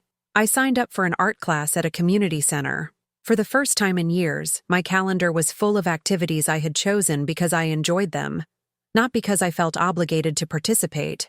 Michael and I fell into a comfortable routine of weekly dinners, sometimes at nice restaurants, sometimes at my new apartment where I was learning to cook for pleasure rather than just sustenance. He continued his therapy and his steady job, and he told me about his sessions with a candor that was both surprising and touching. "Dr. Martinez says I spent decades avoiding adult responsibilities by having you as a safety net," he told me one evening over dinner. "She says that asking you for money was a way of staying emotionally young, of never having to fully accept that I was grown up and accountable for my own life. Do you think that's accurate?" "Yeah, I do. Every time I got into trouble, I could call Mom and she'd fix it. I never had to sit with the consequences of my actions long enough to learn from them." "Are you angry at me for enabling that pattern?"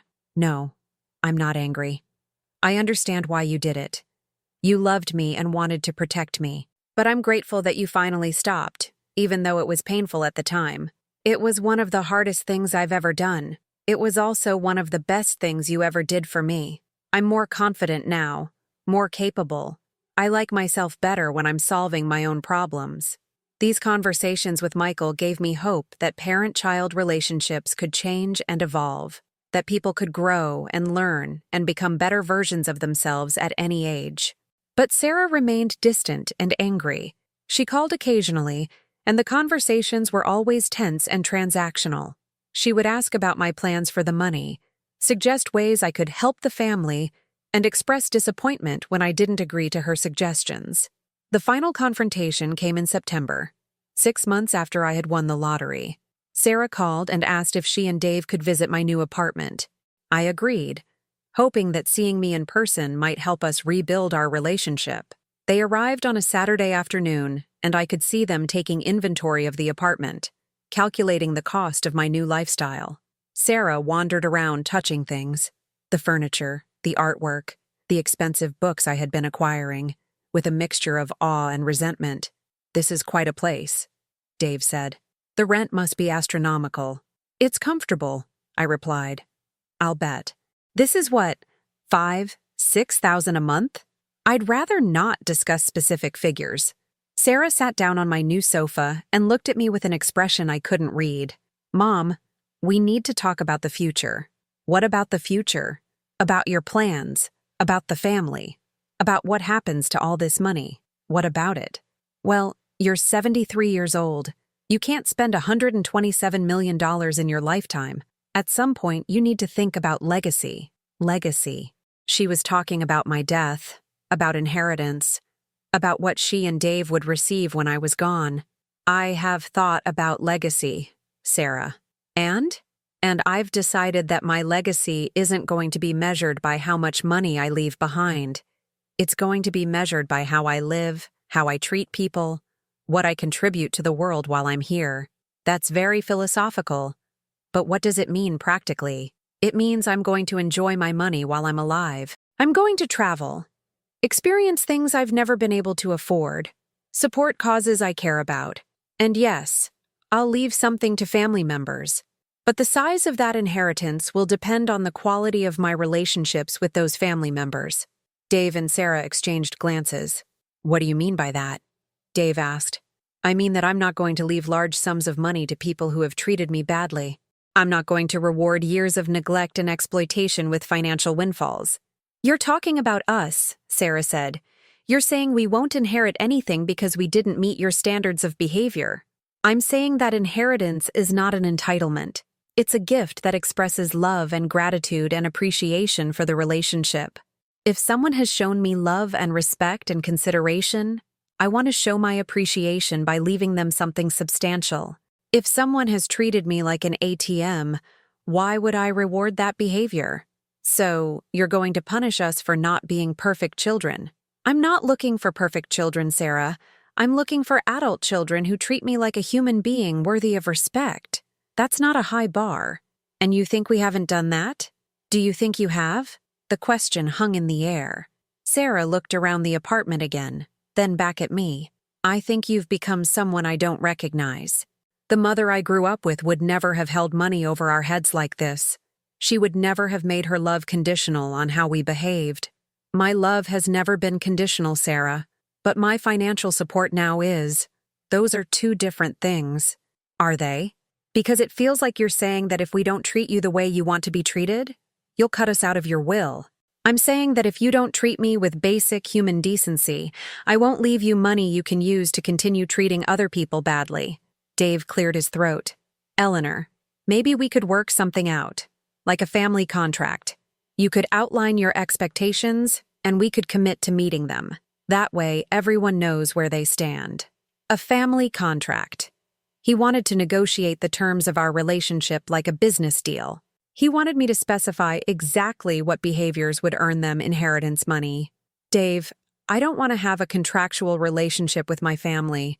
I want to have a loving relationship with people who choose to love me back, not because they're getting paid for it, but because they genuinely care about me.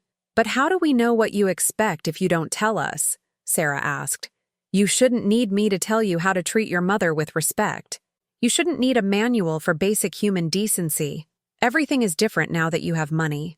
The rules have changed, but you won't tell us what the new rules are. The rules haven't changed, Sarah. The consequences have changed. I've always deserved respect and consideration and genuine affection. The difference is that now I have the financial security to demand those things. Before, I was afraid that if I set boundaries, you'd abandon me, and I'd be alone and broke. Now I know that if I set boundaries and you abandon me, I'll be alone but comfortable. So you'd rather be alone than compromise with your family? I'd rather be alone than accept crumbs of affection from people who are only nice to me when they want something. That's when Sarah started crying, but they weren't tears of sadness. They were tears of frustration and anger. I can't believe this is what you want. To destroy our family over money. I'm not destroying our family, Sarah. Our family was already broken. The money just made it visible. We could fix it. If you'd give us a chance, if you'd help us understand what you want, we could have a good relationship.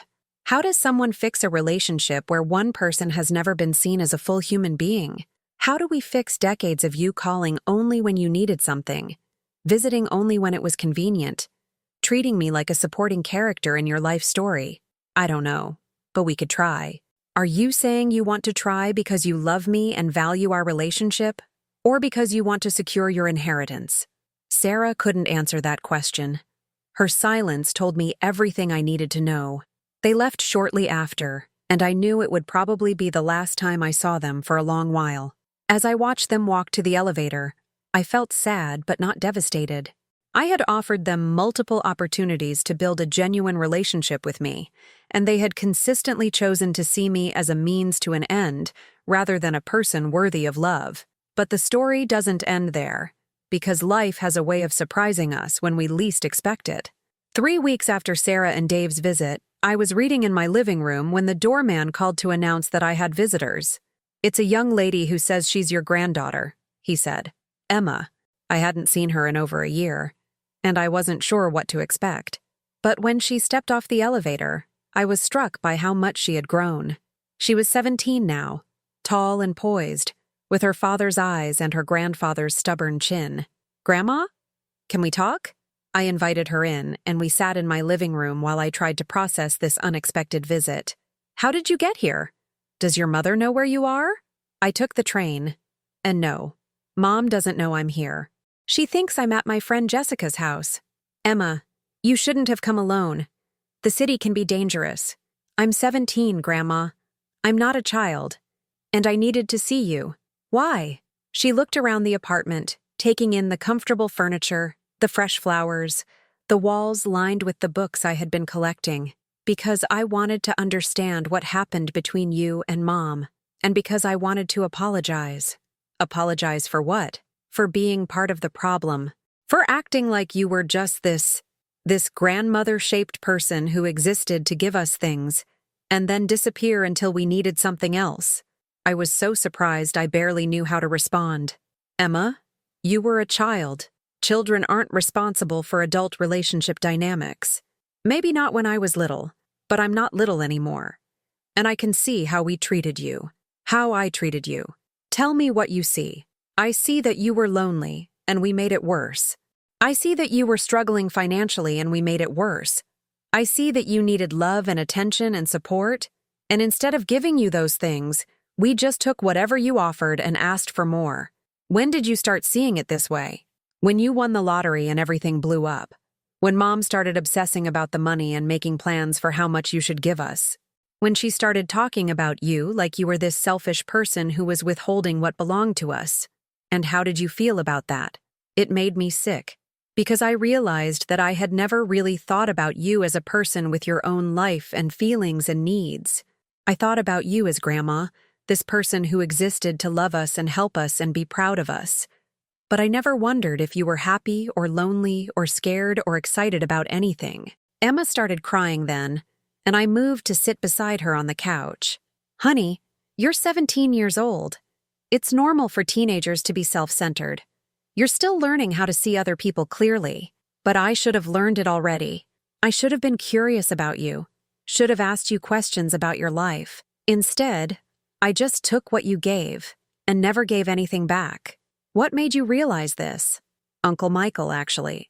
He came to dinner a few weeks ago, and he and Mom got into this huge fight about you. He told her that he had been in therapy and that he realized how badly he had treated you over the years. He said he was ashamed of himself and that he was trying to build a real relationship with you now. That must have been uncomfortable for you to witness. It was, but it was also eye-opening, because I could see that Mom was angry at him for changing, for not supporting her position that you were being unreasonable, and I started to think about why she would be angry at him for apologizing and trying to do better. What conclusion did you reach? That she doesn't want to do better. She wants you to go back to being the way you were before, when you said yes to everything and never asked for anything in return. But Uncle Michael was right, that the way we treated you was wrong. We sat in silence for a few minutes while Emma composed herself. Then she looked at me with a directness that reminded me of Robert. Grandma, can I ask you some questions about your life? Not about the money, but about you. Of course. And for the next 3 hours, Emma asked me things that no one had asked me in years. She wanted to know about my childhood, about meeting her grandfather, about my dreams and disappointments and fears. She asked about books I was reading, places I wanted to travel, what I thought about current events. Most surprisingly, she asked about my relationship with her mother. Do you think you and Mom can fix things? I don't know, honey. I hope so, but it would require her to acknowledge some painful truths about how she's treated me, and I'm not sure she's ready to do that. What if I talk to her? Emma, I appreciate your wanting to help, but this is between your mother and me. You shouldn't be put in the middle. But I'm already in the middle. And I'm old enough to have my own relationship with you that doesn't depend on whatever's happening between you and Mom. What do you mean? I mean, I want to know you. I want to visit you and call you and hear about your life. I want to tell you about school and my friends and what I'm thinking about for college. I want us to have a real relationship. I started crying then, because this was what I had always dreamed of with my grandchildren. Not just being the gift giver and occasional visitor, but being a real presence in their lives, someone they wanted to talk to and spend time with. I would love that, Emma.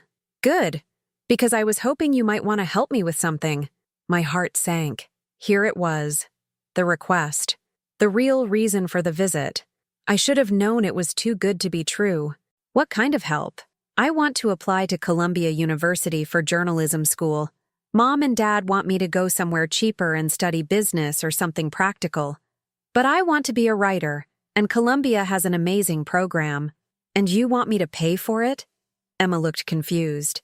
No, I want you to help me research the program and maybe write a letter of recommendation if you think I'm good enough. I've been writing for the school newspaper, and I wondered if you might read some of my articles and tell me if you think I have talent. I stared at her.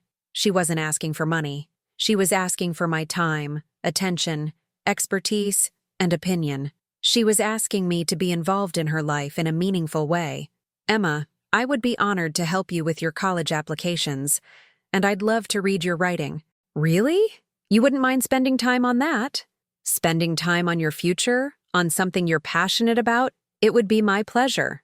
We made plans for her to email me her articles and for us to meet regularly to work on her application essays.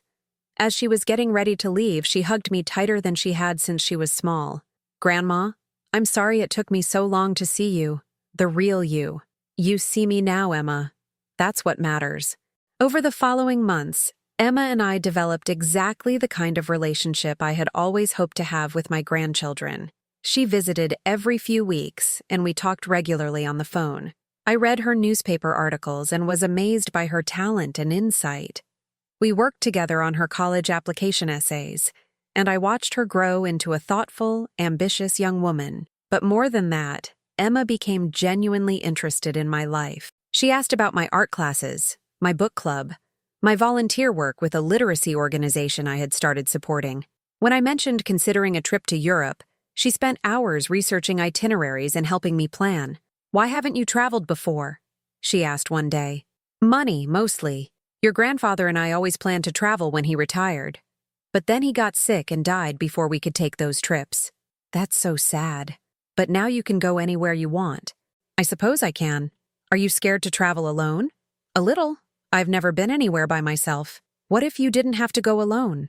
What do you mean? What if I came with you? I graduate in June and I have the whole summer before college starts. We could do one of those grandmother-granddaughter European tours. I was so touched I could barely speak. Emma? Wouldn't you rather spend your last summer before college with friends? I want to spend it with you. I want to see Paris and Rome and London. I want to sit in cafes and museums and talk about art and history. I want to make memories with you. What would your parents say? They'd probably be upset that I'm choosing you over the family beach house rental. But I'm 18 now, and I can make my own decisions about how I spend my time. That conversation led to the most wonderful summer of my life. Emma and I spent 6 weeks traveling through Europe together. We saw the Louvre and the Sistine Chapel and the British Museum. We ate gelato in Rome and croissants in Paris and fish and chips in London. But more importantly, we talked. Really talked. Emma told me about her hopes for college, her fears about leaving home, her thoughts about relationships and careers, and the kind of life she wanted to build. I told her stories about her grandfather, about my own youth, about the dreams I had deferred and was now finally pursuing. When we returned from Europe, Emma started her senior year with new confidence and perspective. She had been accepted to Columbia's journalism program with a partial scholarship, and she was excited about her future in ways that had nothing to do with money or material possessions. Sarah, predictably, was furious about the trip. She called me as soon as Emma got home. I can't believe you took my daughter to Europe without discussing it with us first. Emma is 18 years old, Sarah. She's legally an adult. She can choose who she travels with. She's still in high school. She's still our responsibility. And you raised her well. She's mature and responsible and made excellent decisions throughout the trip. That's not the point. The point is that you're trying to buy her loyalty. How am I buying her loyalty? By taking her on expensive trips, by paying attention to her interests, by acting like you care about her future. I do care about her future. And I'm not acting like anything. I genuinely enjoy spending time with Emma. And she enjoys spending time with me. That's what family relationships should be like. It's not fair. You never took me to Europe when I was her age. You're right, I didn't. I couldn't afford it when you were her age. But even if I could have, I'm not sure you would have wanted to spend 6 weeks talking to me and learning about my thoughts and interests. You don't know that, don't I? Sarah, when was the last time you asked me a question about myself that wasn't related to something you wanted from me? She couldn't answer, and we both knew it. Emma sees me as a person, I continued. She's curious about my life, my experiences, my opinions. She values my time and attention as much as she values any financial support I might provide. That's the difference between buying loyalty and earning it. So you're saying I don't see you as a person. I'm saying you haven't historically, but you could start now if you wanted to. How? By calling to ask how I'm doing without wanting anything. By sharing what's happening in your life because you want me to know, not because you need my help fixing it. By remembering important dates and acknowledging milestones. By treating me like someone you actually care about. I do care about you. Then show me, not with words, but with actions. Emma has shown me more genuine care and interest in the past year than I've received from you in the past decade. She's young and naive. She doesn't understand how complicated adult relationships are. She understands that relationships require mutual interest and investment. She understands that love is demonstrated through attention and consideration. Maybe the complications you're referring to are ways we make things harder than they need to be. After that conversation, Sarah went silent for several months. I heard from Emma that there was tension at home about her relationship with me, but Emma refused to let her parents interfere with our visits and phone calls. Mom doesn't understand why I want to spend time with you, Emma told me one afternoon as we walked through Central Park. She thinks you're manipulating me. How do you respond to that? I tell her that you've never asked me for anything except my time and attention. I tell her that you're more interested in my thoughts and dreams than anyone else in my life. I tell her that spending time with you makes me feel valued and understood. And how does she respond to that? She gets upset and says I'm being disloyal to the family. Do you think you're being disloyal? No, I think I'm being loyal to the kind of family relationship I want to have. The kind where people actually know each other and care about each other's well-being. Emma's wisdom continually amazed me. At 18, she had better insight into healthy relationships than many adults twice her age.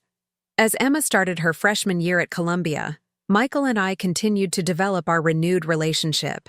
He had been promoted at work and was considering going back to school part-time to develop new skills. He had also started dating a woman named Jennifer, who worked as a teacher and seemed to have a grounding influence on him. I told Jennifer all about my history with money and bad decisions, he said during one of our weekly dinners. I wanted her to know what she was getting into. How did she respond? She said she appreciated my honesty and that she was impressed by the work I was doing to change those patterns. But she also made it clear that she expects me to handle my own financial responsibilities. That sounds healthy. It is. It's the first relationship I've had where I'm not looking for someone to take care of me or enable my poor decisions. Do you think you might marry her? Maybe someday. But I want to be sure I'm ready to be an equal partner, not someone who needs to be managed or rescued. Watching Michael's growth gave me hope that people really could change at any age if they were motivated and willing to do the hard work of self-examination. A year later, as we were celebrating Emma's 19th birthday at a restaurant near Columbia, she surprised me with an announcement. I've been talking to Tommy about visiting you, she said. Tommy was her younger brother, now 15 and apparently interested in reconnecting with his forgotten grandmother. He wants to meet the woman I've been spending so much time with, Emma continued. He says I talk about you constantly, and he's curious about what makes you so interesting. What have you told him about me? That you're smart and funny and adventurous. That you read more books than anyone I know and always have fascinating insights about them. That you've lived through decades of history and have stories about things he's only read about in textbooks. And he's interested in that? He's 15 years old and trying to figure out who he is and what he believes. He's hungry for perspectives from someone who's lived longer and seen more. Tommy's first visit was tentative. He was polite but guarded, clearly unsure what to expect from the grandmother he barely knew. But when he noticed the books lining my shelves, his eyes lit up. Have you really read all of these? Most of them. Reading has always been my favorite escape. What's your favorite book? And just like that, we were talking, not about money or family drama, but about literature and ideas and the way stories can change how we see the world. Tommy was a voracious reader himself, and he had been feeling isolated because none of his friends shared his intellectual interests. Over the following months, Tommy started visiting regularly. Sometimes Emma came with him, but often he came alone, eager to discuss whatever book he was reading. or to get my perspective on some issue he was grappling with. "Why didn't I know you were like this?" he asked one day. "Like what?" "Smart and interesting and fun to talk to. I always thought of you as just Grandma, someone who existed to give us presents at Christmas and remember our birthdays. That's all you saw of me because that's all your parents allowed you to see of me. They kept our interactions brief and focused on gift-giving occasions. But why?" I thought about how to answer that question in a way that wouldn't damage his relationship with his parents. I think they were trying to protect you from adult complications, but in the process, they prevented us from having a real relationship. I'm glad we have one now. Me too. The irony wasn't lost on me. The grandchildren I had barely known were becoming the family members I was closest to. Emma and Tommy were curious about my life, interested in my thoughts, and genuinely enjoyed spending time with me. Meanwhile, their parents remained focused on what they could get from me rather than who I was as a person. But the biggest surprise came 2 years after I had won the lottery. I was having lunch with Mrs. Rivera when she mentioned that she had run into Sarah at the grocery store. "She looked terrible," Mrs. Rivera said. "Thin and tired. She asked about you." "What did she ask?" "Whether you were happy, whether you seemed lonely, whether you ever talked about missing your family." "What did you tell her?" "I told her you seemed happier than I'd ever seen you, that you were busy with classes and travel and your volunteer work, that you had wonderful relationships with your grandchildren, and that you never spoke badly about your family, but you also never seemed sad about the distance." How did she react to that? She started crying right there in the cereal aisle. She said she had made a terrible mistake and didn't know how to fix it. That conversation led to a phone call from Sarah a few days later. Her voice was different, quieter, less demanding. "Mom, I wondered if we could talk. We're talking now. I mean really talk. In person. Could I come see you?" I agreed, though I wasn't sure what to expect. When Sarah arrived at my apartment, I was shocked by her appearance. She had lost weight and looked older than her 45 years. There were dark circles under her eyes and a weariness in her posture that spoke of deep unhappiness. "Your apartment is beautiful," she said, looking around without the calculating expression I remembered from her previous visit. "Thank you. Would you like some coffee?" "That would be nice." We sat in my living room with our coffee cups between us like a fragile bridge. Sarah seemed to be struggling with how to begin the conversation. "Mom, I want to apologize." "For what, specifically?" "For everything. For treating you like you existed only to serve my needs. For never asking about your life or your feelings. For only calling when I wanted something. For taking your love for granted and never giving anything back." I was quiet for a moment, processing this unexpected acknowledgement. What made you realize these things? Watching Emma and Tommy, seeing how they light up when they talk about you, realizing that they have this rich, complex relationship with you that I never even tried to build. And how does that make you feel? Jealous, sad, ashamed. My own children have a better relationship with their grandmother than I have with my mother. It's not too late to change that, Sarah. Isn't it? I've said and done such terrible things. I called you selfish for not funding our lifestyle. I tried to make you feel guilty for setting boundaries. I treated your lottery win like it was money that belonged to us. You did do those things. And you're not going to forgive me for them? I forgive you, Sarah. But forgiveness doesn't automatically restore trust or rebuild relationships. That takes time and consistent changed behavior. What would I need to do to rebuild our relationship? You would need to start treating me like a person you actually care about. Not because you want something from me, but because you value me as an individual. How do I do that? The same way Emma and Tommy do it. Ask me questions about my life. Share things about your life because you want me to know, not because you need my help. Remember important dates. Call just to check on me. Show interest in my thoughts and opinions and experiences. It sounds so simple when you put it like that. It is simple, but simple doesn't mean easy. It means changing patterns of behavior you've had for decades. I want to try. I want us to have the kind of relationship you have with Emma and Tommy. Then try. Don't tell me you want to change. Show me you're changing. Over the following months, Sarah did try. She called regularly without asking for anything. She remembered my birthday and sent a thoughtful card. She invited me to dinner at her house and asked about my travels, my volunteer work, my book club. It wasn't perfect. Sometimes I could see her struggling against old patterns, starting to make a request before catching herself. Sometimes our conversations felt forced or artificial as she worked to show interest in topics she had never cared about before. But she was making an effort, and effort mattered. Slowly, carefully, we began to rebuild our relationship on a more balanced foundation. The real test came when Emma graduated from college. Sarah called to invite me to the graduation ceremony and the family celebration afterward. "I know things have been complicated between us," she said, "but Emma would want you there, and so would I." I attended the graduation and the party, and for the first time in years, I felt like a valued member of the family, rather than an accessory wheeled out for special occasions. Sarah introduced me to her friends and neighbors as her mother, not as the lottery winner.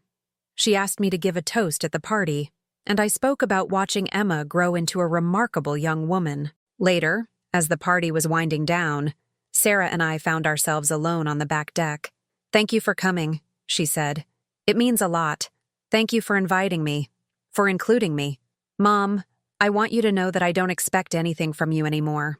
I'm not trying to rebuild our relationship because I want access to your money. I'm doing it because I miss you, because I realized that I lost my mother when I turned her into an ATM, and I want her back. I'm still here, Sarah." "I know, and I'm grateful for that." We stood there in comfortable silence, watching the lights of the city twinkle in the distance. For the first time in years, being with my daughter felt peaceful rather than transactional.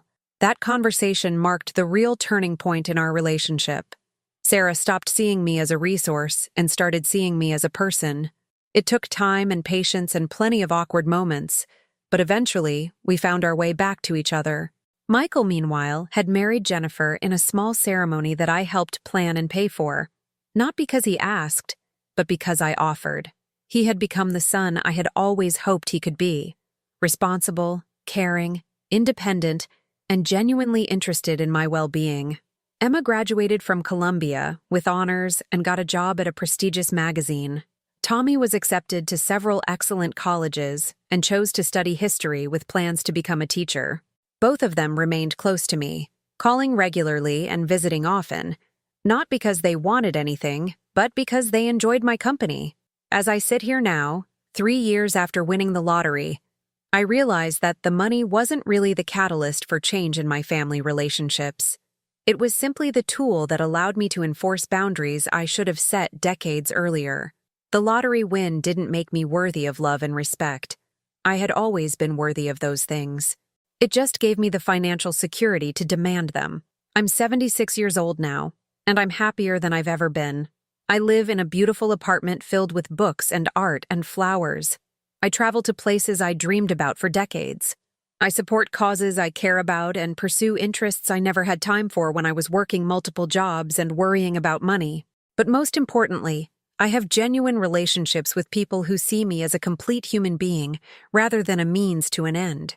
My family members call because they want to talk to me, not because they need something from me. My friends invite me to things because they enjoy my company, not because they hope I'll pay for dinner.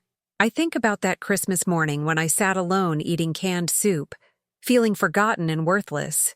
I could never have imagined then that 3 years later, I would be surrounded by people who love me for who I am, rather than what I can provide.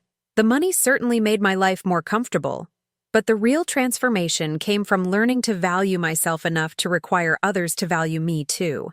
If you're listening to this and recognizing your own story and mine, I want you to know that it's never too late to change the dynamics of your relationships. You don't need to win the lottery to start demanding respect and reciprocity from the people in your life. You are worthy of love that doesn't require payment. You are worthy of relationships based on mutual care and consideration. You are worthy of being seen as a complete person rather than a supporting character in someone else's story. Start small.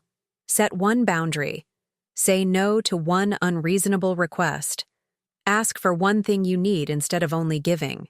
Pay attention to how people respond to these changes. Their reactions will tell you everything you need to know about the health of your relationships. Some relationships will improve when you start requiring better treatment. Others will end when the other person realizes they can no longer use you. Both outcomes are victories, because both move you toward a life where you are valued for who you are rather than what you provide. Christmas is coming again, and this year I won't be alone with a can of soup. Emma and Tommy are coming over on Christmas Eve to help me cook dinner for a small gathering of friends and family. Sarah and Michael will be there too, along with Jennifer and Dave. Mrs. Rivera is bringing her famous flan, and my friend Grace from the book club is contributing her grandmother's bread recipe. We'll eat too much and laugh loudly and share stories about the year that's ending and dreams for the year ahead. No one will ask me for money. No one will make me feel like I have to earn my place at the table. I'll be there because I'm loved, not because I'm useful. That's what I learned from eating canned soup alone at Christmas and then winning the jackpot. Money can change your circumstances, but only you can change your life. The real prize isn't the lottery ticket that changes your bank account. It's the courage to change your expectations of how people should treat you. Have you ever found yourself giving and giving until there was nothing left of yourself? Have you ever wondered if people love you or just what you can do for them? Please share your story in the comments below, and if this message resonated with you, please like this video and subscribe. Your support helps me keep sharing these stories that might help someone else find the courage to demand the love and respect they deserve.